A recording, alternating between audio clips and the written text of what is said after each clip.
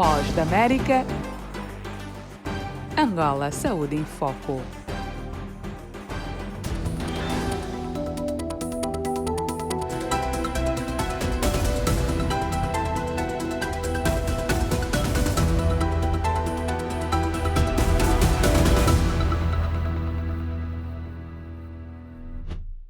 Esta semana, a convidada do Angola Saúde em Foco é a nossa médica residente, a doutora Nádia Camate.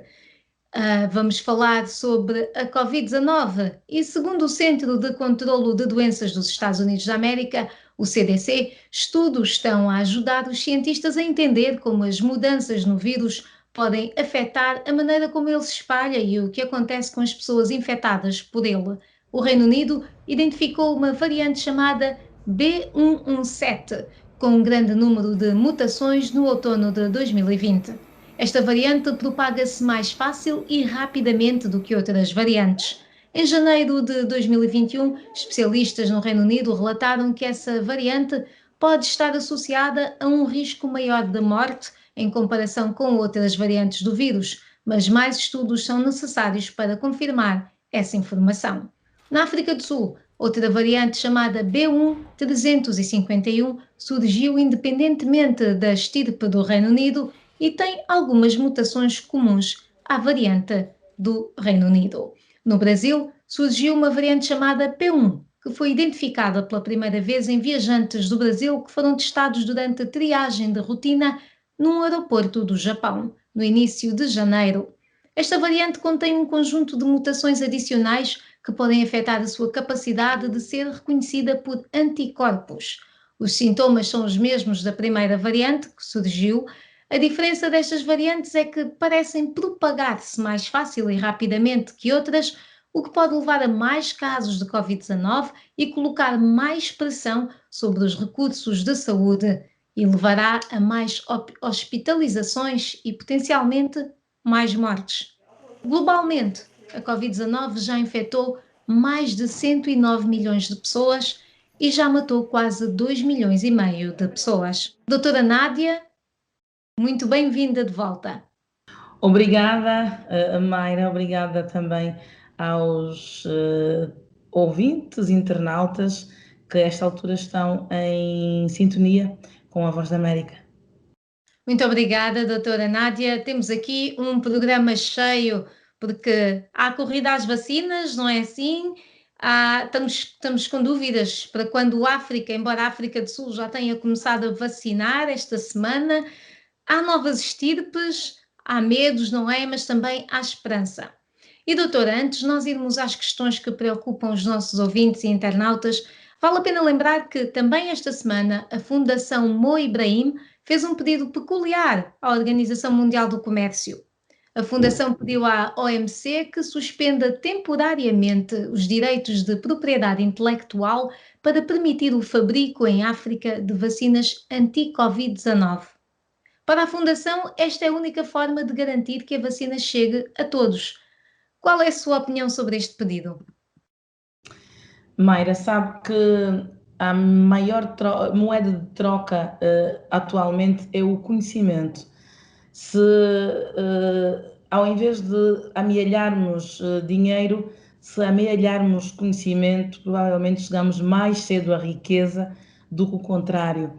E fazer esse tipo de pedidos para que se libere um conhecimento que, de certa forma, foi gerado durante algum tempo, que teve o seu período probatório, principalmente na produção da vacina, e nós assistimos todo a azáfama que foi em volta à fabricação da vacina, e não só, agora na sua distribuição igualmente, é um pedido que é muito difícil de ser concedido. Porquê? Porque as pessoas que fabricam a vacina já tiveram o tal período probatório em que fazem vários experimentos até chegar à fórmula mágica que pode ser administrada em humanos.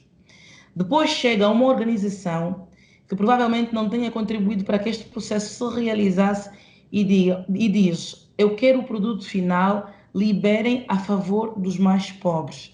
Podemos ir por outro caminho.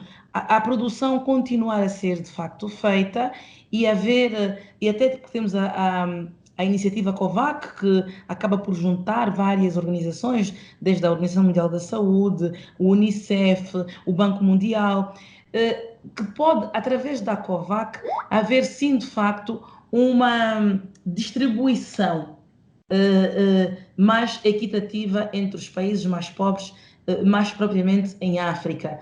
Agora, oferecer conhecimento é algo que nós podemos estar agora a ver como uma benesse, um lado social dos povos mais ricos, mas não é bem assim. O conhecimento custa caro e pedirmos que se libere, depois de haver esse período todo de investigações e de testagem, passando pela fase 1, a fase 12 e a fase 3, antes de facto dizer esta vacina está apta, eu acho que é um pouco arrojado e provavelmente não seja um pedido fácil de ser concedido.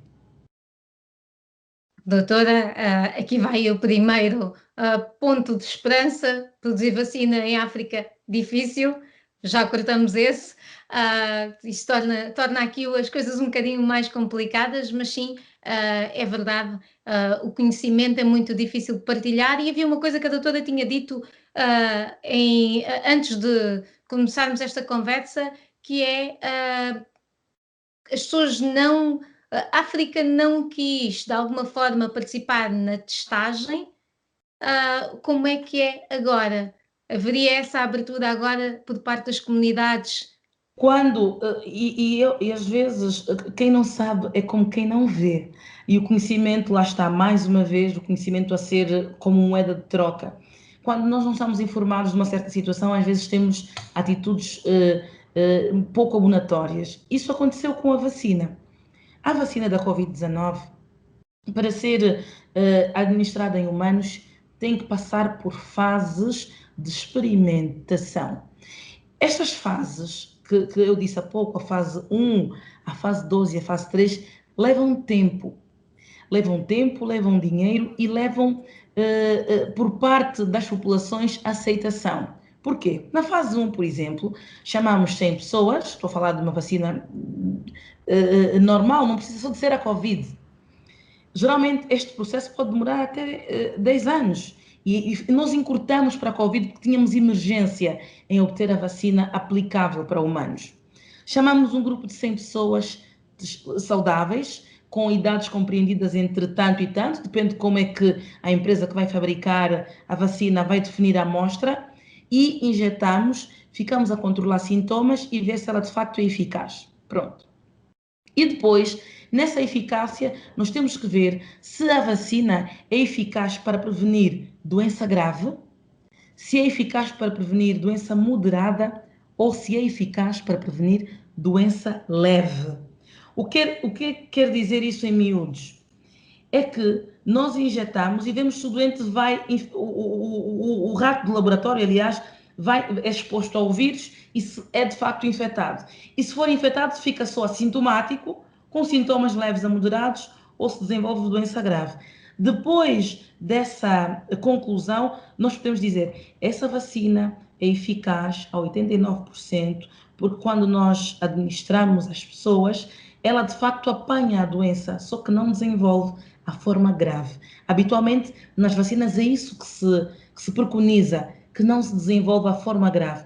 O doente ou a pessoa não está livre de apanhar a doença, só que se apanha, não chega ao óbito. Pronto. E nem tem internamentos prolongados com recurso a ventiladores.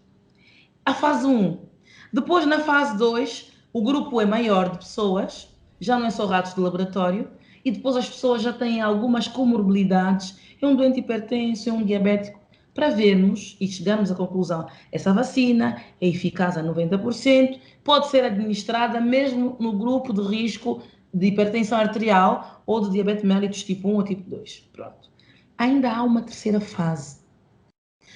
Uma terceira fase que a amostra é muito maior, já não são 100 pessoas, são 1000 e tal pessoas ou 2000 pessoas, para haver um maior aglomerar de pessoas, de variedade de pessoas. É nessa fase que se tocou a porta da África e se pediu. Nós estamos a fabricar uma vacina na Europa com as nossas características caucasianas, com o nosso clima. O clima, o meio ambiente muda muito o fenotipo da pessoa, de como essa pessoa se vai comportar daí para frente. Então, nessa fase, a África disse não. Vocês querem experimentar uma vacina nos povos africanos e não aceitamos. Músicos, ativistas, homens do futebol, das artes, do desporto em geral, viraram-se contra esse experimento. Eu acho que na altura não houve informação, porque é normal no processo de fabricação de uma vacina haverem fases que precisa ser testada em humanos, obviamente que não é obrigatório, os humanos têm que ser voluntários, por isso é que a África disse que não e não houve obrigação de o fazer. Só que agora nós vamos apanhar uma vacina que foi estudada e testada em povos geneticamente não iguais a nós. Nessa fase, tudo bem, até aí poderá fazer algum efeito. Mas agora vem a organização Ibrahim a pedir que vendam este conhecimento todo, que foi de testar os doentes nestas fases todas, que arranjaram voluntários, tiveram que desenrascar. Agora vendam-nos o resumo e a conclusão que nós fabricamos aqui em África. Eu pergunto, e depois vão fabricar em África com a mesma fórmula? Provavelmente já não vai precisar de ser testada, porque a fórmula já foi testada. E depois, como é que fica salvaguardado todo aquele sacrifício, a negação, os problemas que surgiram com relação a isso? As pessoas, inclusivamente, já colocavam o racismo à frente com relação a uma situação que em ciência é normal fazer-se experimentos em humanos depois da fase de laboratório. Não sei se Doutora, é uma boa ideia de facto. muito bem, eu acho que já fica aqui a ideia, pelo menos, do quão complicado é este pedido. Vamos continuar a falar da vacina. António Xingolita quer saber o que está em causa na demora das vacinas em Angola. E ele pergunta também o que é que o Ministério da Saúde está a pensar em relação à nova variante que assola já alguns países africanos. Bem, esta questão poderá ser colocada de trás para frente e de cima para baixo. Eu digo isso porque para tentar complicar ainda mais o nosso internauta que perguntou, infelizmente eu não faço parte dos membros do governo angolano, portanto a estratégia que foi adotada pelo governo com relação não só à distribuição de vacinas ou à demora na chegada das doses. Se eu bem me recordo, no dia 21 de dezembro, a Ministra da Saúde de Angola, a doutora Silvia Lutucuta, fez um anúncio. Foi quando chegou a boa nova de que Angola ia adquirir, por meio da iniciativa COVAC, vacinas, 12 milhões de doses de vacinas contra a Covid-19 para ser administrada à nossa população. Que grupos vamos administrar também é uma estratégia do governo, e aliás, como é feito em todo o mundo, cada governo tem a sua estratégia. Nós aqui vamos administrar ao pessoal que está exposto ao vírus e depois a toda a gente que seja maior de 40 anos. Outros países que têm a sua pirâmide etária com uma base não tão alargada como é a nossa, nós temos população jovem, é a maior fatia deste bolo. Nas populações mais idosas, como é o caso da Europa, de muitos países da Europa, eles começam a vacinar os grupos de risco depois dos 65 anos. Nós tivemos que apertar um pouquinho mais a amostra e vamos começar a vacinar a partir dessa altura. Agora, o que é que o governo pensa fazer quando disse que as vacinas chegariam de facto em fevereiro ainda vai a meio, né? Não terminou, mas eu não consigo responder a este internauta porque tanto uma pergunta como a outra, porque não faço parte dos membros do governo, eu acho que como todos nós estamos à espera de que as notícias cheguem e que comecemos então a cumprir e a vacinar como se preconiza. Muito bem, doutora. Vamos continuar à espera e atentos, e nós, especialmente nós as duas, né, vamos estar atentas às novidades que poderão ser anunciadas pelo governo de Angola no âmbito da vacinação. Vamos agora falar do uso da máscara facial, pois há ainda muitas dúvidas sobre este uso. Aqui nos Estados Unidos, as autoridades de saúde apelam ao uso de máscaras cirúrgicas ou então máscara dupla. Se for uma máscara artesanal, que sejam duas, ou que seja uma máscara artesanal com um filtro extra, para evitar o contágio. E estas autoridades referem que a transmissão viral pode ser reduzida em 96,5% se toda a gente usar esse tipo de máscaras. Em Nampula, Moçambique, as pessoas compreendem a gravidade do problema, mas ainda assim a máscara é uma solução complicada. As medidas de prevenção da pandemia da Covid-19 continuam ignoradas na cidade de Nampula, onde é possível ver pessoas circularem sem máscara e sem obedecerem distanciamento recomendado. Não tenho máscara, porque não tenho dinheiro para comprar máscara. Tenho, deixei em casa, aliás, esqueci. Tenho medo, sim. Eu não tenho medo, porque é uma doença. Eu esqueci em casa como sair as 3 para aqui. Na Turquia, porque esqueci a máscara. Não, porque não tenho, você não me dá máscara. Comigo eu vou conseguir, porque não tenho. Eu sei, quando sobe, as coisas e o consumo motor também sobe. Tá aqui. Aqui tá, quando uso máscara não consigo respirar bem. Tenho medo de coronavírus. Sempre tenho usado máscara, mas quando uso muitas vezes a máscara me sufoca. Então não me sinto satisfeito. Eu uso, às vezes deixo. Agora... Não estou a ser ignorante em usar máscara, porque essa doença não veio só para mim, veio em geral. Sim. Esse comportamento dos residentes de Nampula acontece numa altura em que as autoridades de saúde continuam a alertar para a prevenção da pandemia, que já contaminou mais de 50 mil pessoas e o número de mortes ultrapassa 500. De Nampula para a Voz da América, Dina Sualenhe. Doutora Nádia, qual é a sua experiência no que toca ao uso da máscara e, de uma forma geral, as pessoas parecem resistentes ou não? No início da pandemia, e porque as primeiras notícias, quando o inimigo é desconhecido, acaba por provocar um certo medo. E eu acho que no início as pessoas percebiam ou não percebiam, mas faziam-no com muita frequência. Hoje não há um estudo que eu possa dizer que não, as pessoas não estão a usar num número de tal, em percentagem tal. Mas quando a gente sai à rua, e porque nós vemos o que se passa, conseguimos ver que há mais pessoas a usarem a máscara. Mas, quando há uma atualização e vemos um decrescer de número de mortos, de casos novos ou de casos recuperados, e quando vemos que há mais casos recuperados do que, de facto, mais número de mortes ou mais número de pessoas infectadas, baixamos a guarda. É humano. Temos a noção de que as coisas estão a correr bem. E se estão a correr bem, ao invés de continuar com a mesma atitude, porque é por isso que está a correr bem, humanamente parece que não encaixa. E as pessoas têm tendência a deixar de usar a máscara nos aglomerados, na rua. Na viatura já está provado que viatura particular não é necessário que se use a máscara, mas ainda continuamos a assistir pessoas que têm o uso indevido da máscara, ou uma máscara que acaba por estar no queixo, ou só pendurada numa orelha, e as pessoas não usam devidamente ou corretamente, porque o não uso correto é igual a não usar a máscara. Portanto, estar aí só de feitio acaba por não proteger a pessoa e não a sua função de tapar o nariz e a boca acaba por não estar, não ser feita. Portanto, eu acho que às vezes os números podem induzir as pessoas a terem outras atitudes e baixarem a guarda e deixarem de usar a máscara ou usá-la corretamente, porque pensam que está tudo bem.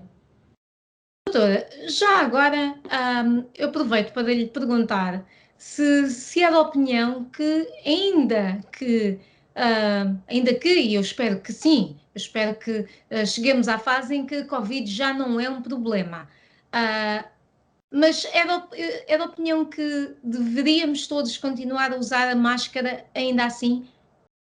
Sim, e essa pergunta é muito interessante que me coloca, Mayra, porquê? Porque a questão, e porque estamos a falar de vacinas, as pessoas dizem, bem, a Covid vai passar um dia deste estado de passar, mas depois de eu estar vacinada, eu não preciso de usar a máscara. Estou vacinada, posso andar aí leve e contente, porque estou imune. Há um escudo que vai substituir a máscara. Não há estudos, e por ser uma doença nova, nós não temos uma amostra grande pós-vacina, porque a vacina só agora começou. Então não sabemos se, de facto, os cientistas até dizem que nós estamos numa fase 4, que é, estamos a administrar em humanos, estamos à espera de ver o comportamento do vírus diante da vacina.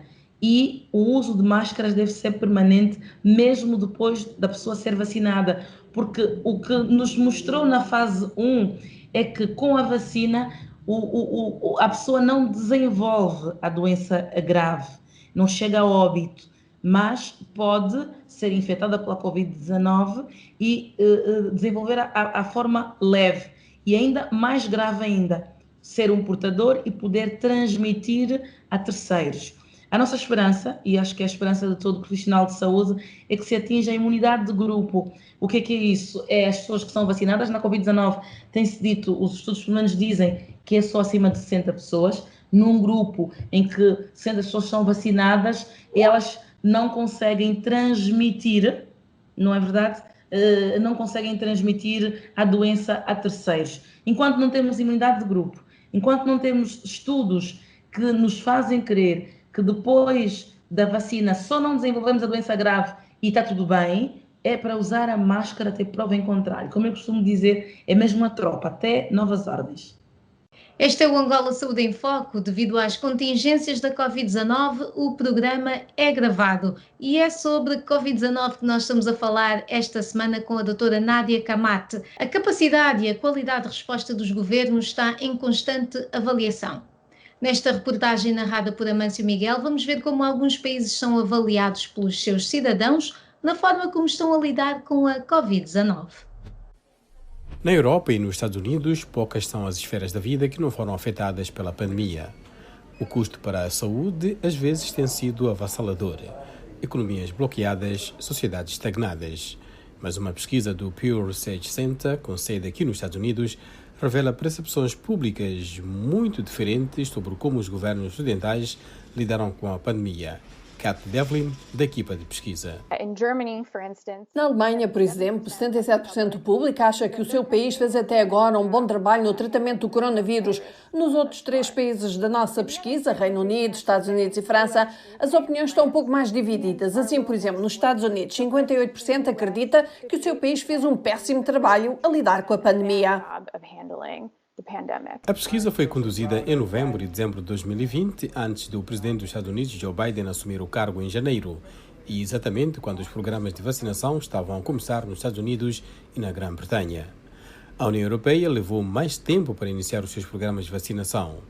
Nesta clínica em Paris, houve frustração com os atrasos. Geoffrey Bollard, presidente do 17º Distrito de Paris. Estamos mobilizados, estamos prontos para receber pessoas vulneráveis, só que não temos as vacinas. Aqui estamos num centro totalmente equipado, mas vazio, e estamos, é claro, com raiva. A França e outros Estados da União Europeia argumentaram que o processo de aprovação da vacina não deve ser apressado, temendo perder a confiança do público. A França tem um dos níveis mais altos de ceticismo sobre a vacina no mundo. Um estudo recente sugeriu que pouco mais de 40% da população adulta pretende receber a injeção. O presidente Emmanuel Macron rejeitou recentemente os pedidos de vacinas obrigatórias. A pesquisa Pew questionou os entrevistados sobre as suas atitudes em relação à vacinação obrigatória. Novamente, Kat Devlin. Em 3 dos países onde fizemos essa pergunta, a maioria das pessoas não acha essa ideia aceitável. Assim, por exemplo, 75% na França não gosta da ideia de uma vacina imposta pelo governo. O Reino Unido foi o único país onde encontramos mais aceitação da vacina obrigatória. 62% achavam isso aceitável. 62% find that an acceptable proposition. Na Grã-Bretanha, o programa de vacinação está a acelerar, com pouco mais de 12 milhões de pessoas já recebendo a sua primeira dose. A Grã-Bretanha também sofreu o maior número de mortes por coronavírus no continente europeu. As eleições locais, marcadas para maio, irão oferecer outra medida de aprovação pública da forma como o governo lida com a pandemia. Doutora, nós já falamos aqui sobre estas questões de avaliação. Eu já tinha perguntado antes o que é que achava da resposta do governo angolano perante a Covid-19. Há alguma mudança da opinião que tinha antes? Não há mudanças, mas há mudança de atitude e da resposta do governo, porque desde a última vez que falamos, que se eu bem me lembro, não toquei na questão e porque na altura ainda não tinha saído o decreto, de todo o aparato que está a ser realizado no Aeroporto Internacional 4 de Fevereiro. Angola fechou fronteiras com alguns países, como deve calcular e deve saber também, com Portugal, com a África do Sul e também com o Brasil, e com o Reino Unido. Nesta fase, todo aquele estrangeiro ou nacional proveniente do estrangeiro que chegue a Angola, nós temos preparado, o governo angolano preparou um aparato para receber estas pessoas e fazerem uma testagem obrigatória à Covid-19. Isso é feito logo à chegada. Existe uma sala em que as pessoas esperam, em que depois é testado, depois volta para uma sala de espera, onde aguarda o seu resultado é dado aí. Em caso de negativo, vai para casa e cumpre mais 7 dias de quarentena domiciliar, repete o teste e depois está liberado para andar ou trabalhar o que vier fazer ao nosso país. No caso do teste estar positivo, as pessoas são convidadas à quarentena institucional e depois de 7 dias, com tratamento e sob vigilância, repete o teste. Se estiver negativo, claro que é liberado e tem uma alta institucional para casa, onde continua a sua recuperação, se tiver sequelas, ou se não, pode voltar ao ambiente familiar e também para o trabalho. Todo este processo, desde a chegada até a alta domiciliar ou institucional, é um processo que envolve muitos profissionais de saúde, e se não houvesse por parte do governo angolano uma organização, esse processo não seria tão eficaz como está a ser. E porque nós falamos com pessoas que chegam todos os dias e dizem que está a ser uma organização que não vem dos países de onde saem, que está um empenho tanto das forças de segurança como dos profissionais de saúde, o Serviço de Imigração Estrangeiros. Há uma colaboração conjunta nessa equipa multidisciplinar que foi criada a partir do momento em que se ouviu: existem novas estirpes, são mais violentas, infectam mais e se calhar matam mais. Nós não pagamos para ver. Precisamente acabamos por fazer esse tipo de organização e Angola está, eu acho que os dados que todos os dias mostram é um brinde ao comportamento dos angolanos. Muito bem, e eu espero que muitos angolanos estejam a ouvir este programa e continuem a cumprir, porque o ideal mesmo é não ter o vírus. Doutora, vamos voltar a falar da vacina. Uma questão que apoquenta muitos dos nossos ouvintes e internautas é a chamada fura-fila. EDPACA enviou a seguinte pergunta: estamos a ver países melhor posicionados que nós a acontecer o fura-fila, que é o fornecimento de vacinas para pessoas não prioritárias devido a laços familiares ou amizade, devido ao nepotismo. E o Brasil, inclusive, está a trabalhar numa legislação para penalizar os que assim procedem. Isto é o que EDPACA diz. E ele continua: para Angola, quais são as medidas que se estão a levar a cabo para impedir que pessoas que não estão no grupo prioritário tenham acesso só por serem familiares dos diretores de unidades de saúde, ministros e outros, uma vez que o nepotismo é muito recorrente na nossa sociedade? Esta é a pergunta de EDPACA.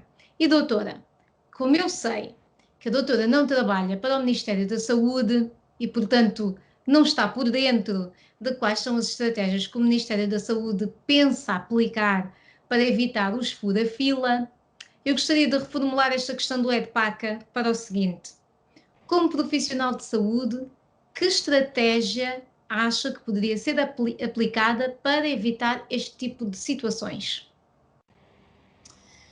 Sabe que os fura-filas e a fraude como tal não é um particular de Angola. E assistimos agora no início da vacina e conseguimos ver que em lares de idosos, aqui mesmo ao lado em Portugal, lar de idosos em que só os idosos podiam apanhar, houve um informático que apanhou, que não fazia parte do grupo do risco, mas como trabalhava lá, há outros profissionais que não estão diretamente em contacto com os idosos ou com os doentes e acabaram por apanhar. A fraude, o fura-fila, o compadrio e o nepotismo são situações que Angola está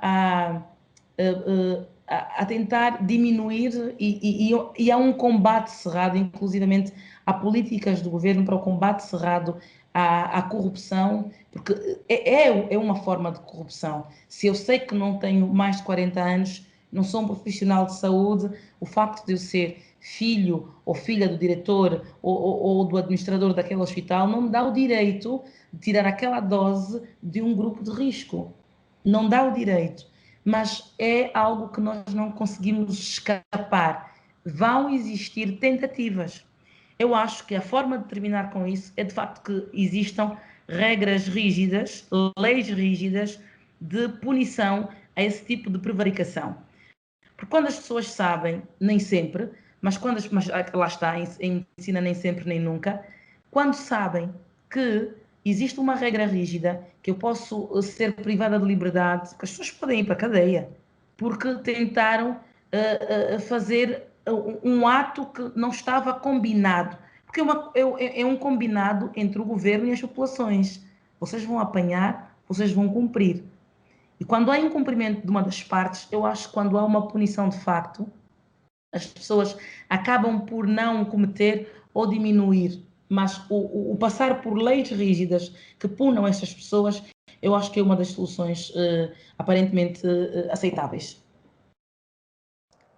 Doutora, e como eu lhe disse, o tema é vacina. E se calhar nós devíamos era ter anunciado o tema como vacina, mas isso é bom porque isso mostra também que os nossos ouvintes e internautas têm algum poder também para transformar os nossos programas, o que é o essencial, é fantástico.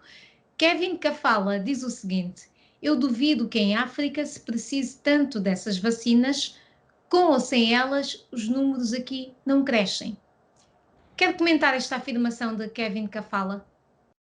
É uma afirmação que pode ser um pouco precipitada, Kevin, porque nós, cá em Angola, por exemplo, podemos não ter números muito altos de casos novos, porque testamos menos que países da Europa. Nós estamos a ver a testarem 20 a 30 mil pessoas por dia. Nós não chegamos ainda a estes números. Então, quanto mais se testa, mais se tem.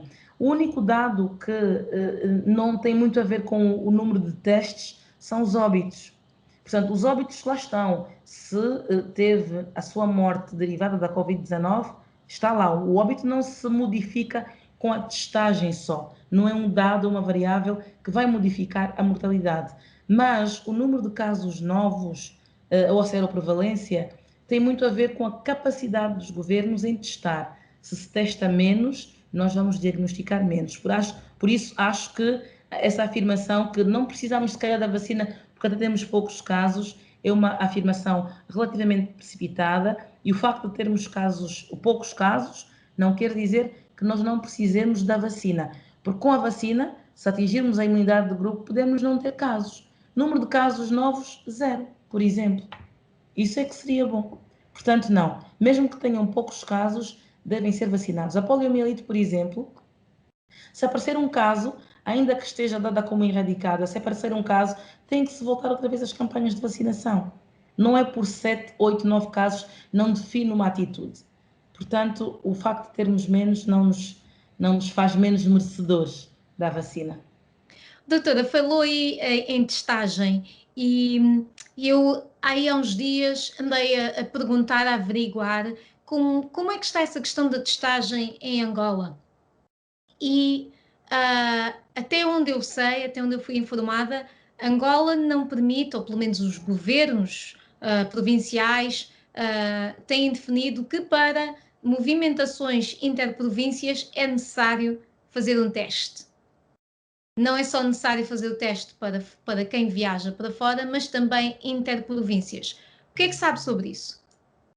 Nós, atualmente, temos a capital do país, que é o centro de tudo, onde temos o aeroporto internacional, onde temos o maior porto com a descarga de mercadoria, onde os empresários têm que vir de tempo em tempo. Não há como. Angola é grande, tem 18 províncias e a capital comanda a vida, não só do comércio, mas a vida social do país.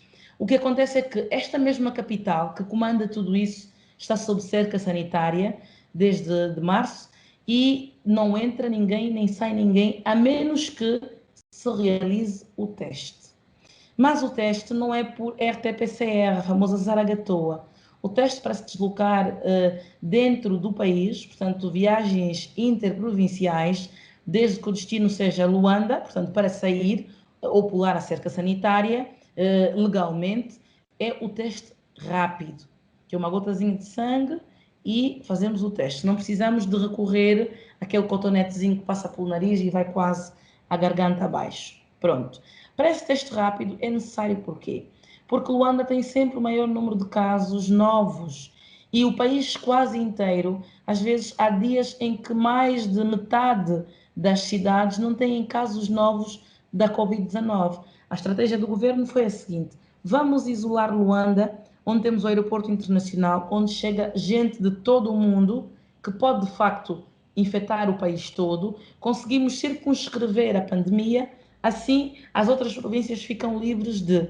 E toda a gente que der positivo não viaja, não vai, não propaga o vírus. E se der negativo, pode então efetuar a sua viagem. É uma estratégia de circunscrever a infecção apenas a Luanda, para que o país inteiro não sofra com a pandemia.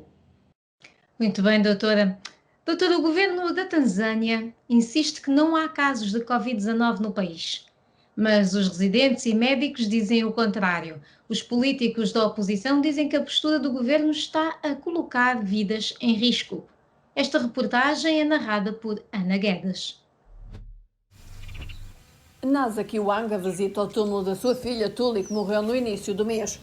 Tuli morreu no hospital em Dodoma, capital da Tanzânia, uma semana depois de adoecer. Os médicos disseram à família que ela morreu de pneumonia, mas Kiwanga acredita que a filha morreu de Covid-19. O que mandou a minha filha para o hospital foi que começou a ter dificuldade para respirar em casa. Depois disso, foi enviada para o hospital na manhã de sábado. Ela viveu apenas 2 dias com suporte de oxigênio. Quando o oxigênio acabou no hospital, a vida da minha filha acabou ali. Segundo o médico, que pediu para não ser identificado, Kiwanga tem razão, a filha morreu de Covid-19. Desde o início da pandemia Covid-19, há um ano, o governo da Tanzânia recusou admitir a presença do coronavírus no país. Em vez disso, o presidente Magufuli retratou a pandemia como uma oportunidade económica.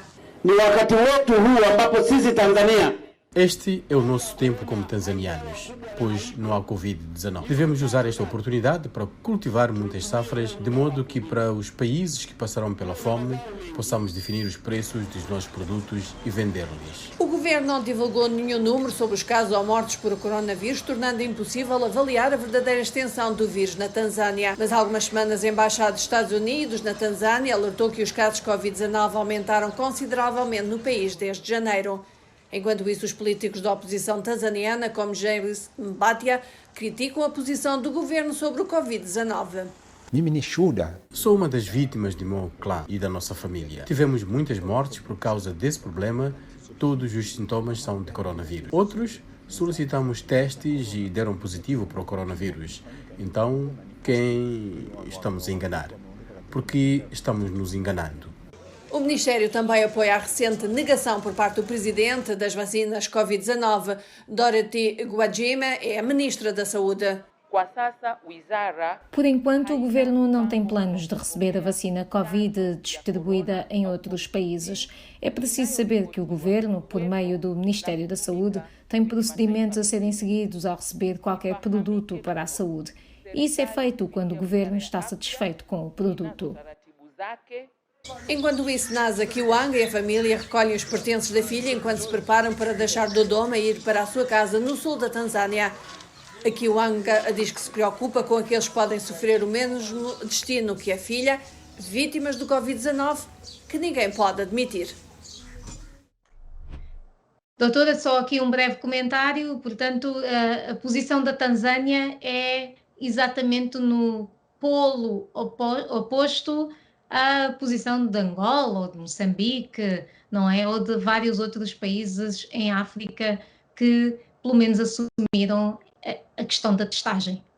Eu não sei como é que o governo da Tanzânia está numa fase dessas, não é verdade? Em que o mundo todo está a braços com a pandemia e estamos a fazer das tripas coração para combater esta luta que a ninguém pertence e a ninguém pertencendo de todos é.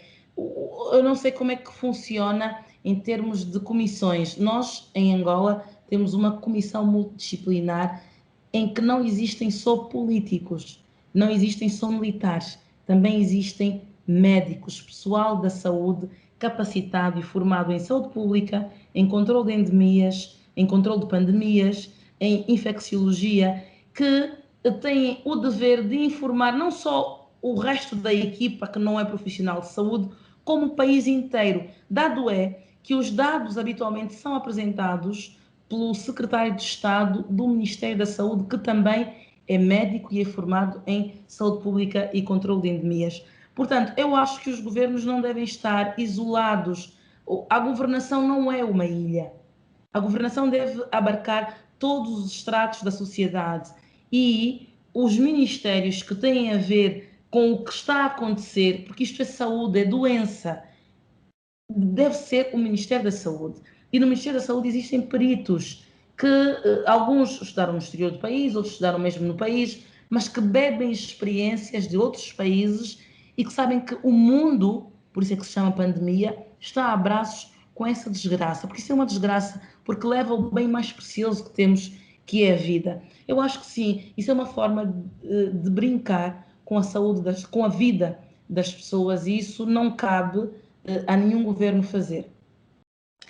Doutora, e muito obrigada. E na República Democrática do Congo, houve informação há 2 semanas que uma mulher morreu de ébola, 3 meses após o país declarar o fim de um surto anterior. A Guiné-Conakry declarou a epidemia esta semana depois de 3 mortes. Mas o que é o ébola? Vamos ver este explicativo narrado por Ana Guedes. O ébola é um vírus altamente contagioso e frequentemente mortal. As pessoas que sofrem da doença só são infecciosas quando desenvolvem os sintomas. Esses sintomas aparecem entre os 2 e os 21 dias após a infecção, geralmente de 8 a 10 dias. O vírus atinge as células imunológicas do corpo que atuam como primeira linha de defesa, capturando e digerindo infecções. Normalmente o sistema imunológico é capaz de aumentar as suas defesas para combater um ataque, mas o vírus ébola consegue derrotar e até mesmo destruir as células do sistema imunológico, muitas vezes levando à morte. Os primeiros sintomas do ébola incluem febre repentina, sensação geral de fraqueza, dores musculares, dores de cabeça e dor de garganta. O vírus então ataca e danifica as células que protegem os vasos sanguíneos. Isso causa sangramento, desidratação e pressão arterial normalmente baixa. O fígado é um órgão onde o vírus pode desenvolver-se rapidamente, o que significa que os pacientes costumam sofrer dores de estômago, diarreia e vômitos. Algumas pessoas também apresentam vermelhidão dos olhos, erupções cutâneas, soluços, dificuldade em respirar e engolir, sangramento interno e externo, até à morte. Doutora, temos pandemia e agora há também o ébola aqui a apoquentar a vida de algumas pessoas na África Ocidental. Comentários sobre isto? Como é que estes países vão conseguir lidar? O ébola é daquelas patologias que, infelizmente, é muito agressiva, é deformante, debilitante e leva muito rapidamente ao óbito. Uma vez alguém me perguntou, mas vocês já estão habituados com o ébola, com o Marburg, que são patologias muito rápidas, muito infecciosas e que matam muito rápido. Com a Covid-19, provavelmente vocês vão arrastar a experiência lá de trás e tentar fazer melhor com a Covid-19. Mas o ébola é um desafio para as autoridades de saúde muito grande. É isso que disse, e nós voltamos ali no outro ouvinte, no outro internauta que disse, mas nós temos poucos casos, se calhar nem vale a pena vacinar. É como o ébola, está extinto, não temos mais, vamos fazer festa, e depois surge um caso. A partir do momento em que surge um caso, começa todo o martírio novamente. Infelizmente, o ébola é uma patologia muito debilitante, muito grave, infecta as pessoas, os profissionais de saúde e o doente de uma forma tão rápida, Mayra, que é uma catástrofe mesmo. E é um desafio muito grande para as organizações da saúde, infelizmente. Obrigada, doutora Nádia. E antes de se ir embora, porque o tempo corre, que conselhos nos pode deixar em relação à Covid-19? Eu vou dividir esse conselho em duas partes.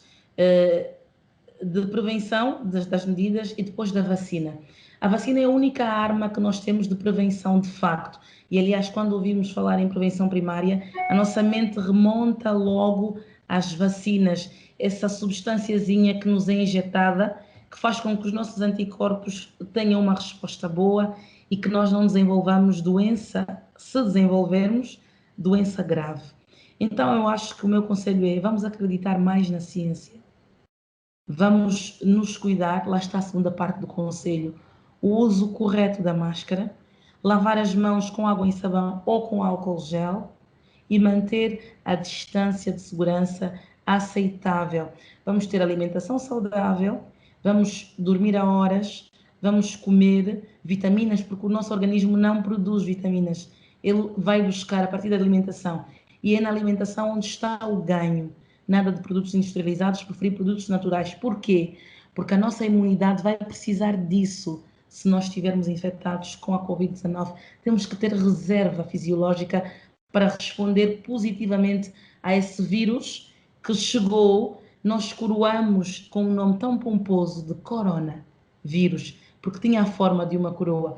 Tornou-se rei e não nos quer largar. Nós temos que ter outras armas e não podemos fazer parecer que o vírus é muito mais inteligente do que nós. Obrigada, doutora Nádia, por esses conselhos preciosos que sempre nos deixa aqui. Muito obrigada pela sua participação mais uma vez e obrigada a todos que se juntaram a nós neste Angola Saúde em Foco desta sexta-feira. E, como sabem, toda a sexta-feira é dia de falarmos de saúde, portanto, para a semana há mais. Eu, em nome de toda a Voz da América, deixo aqui os votos de uma semana cheia de saúde. Angola Saúde em Foco. Um debate semanal sobre como a saúde contribui ou desacelera o desenvolvimento de uma sociedade. Saúde em Foco. Semanalmente, na Voz da América em português.